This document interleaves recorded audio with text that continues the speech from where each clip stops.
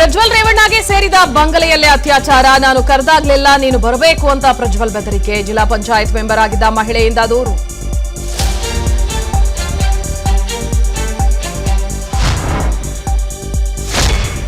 ಮಾಜಿ ಸಚಿವ ರೇವಣ್ಣ ವಿರುದ್ಧ ಕಿಡ್ನಾಪ್ ಕೇಸ್ ದಾಖಲು. ಪ್ರಕರಣದ 2ನೇ ಆರೋಪಿ ಸತೀಶ್ ಬಾಬಣ್ಣ ಪೊಲೀಸರ ವಶಕ್ಕೆ. ಈ ಪ್ರಕರಣವನ್ನು ಎಸ್ಐಟಿಗೆ ವರ್ಗಾಯಿಸಿದ ಸರ್ಕಾರ.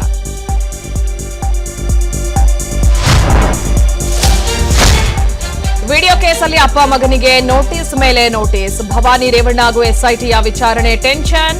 ವಿಶೇಷ ತನಿಖಾ ತಂಡದ ಎದುರು ಮತ್ತೆ ಹಾಜರಾದ ದೇವರಾಜೇಗೌಡ.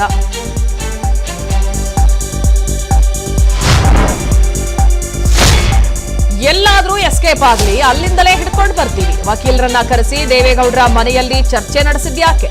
ದಳಪತಿಗಳ ವಿರುದ್ಧ ಸಿಎಂ ಸಿದ್ದರಾಮಯ್ಯ ಕಿಡಿ.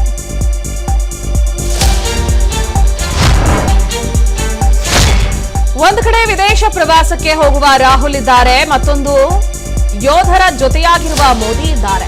ನಿಮಗೆ ಯಾರು ಬೇಕು ಅಂತ ನಿರ್ಧಾರ ಮಾಡಿ ಎಂದ ಅಮಿತ್ ಶಾ.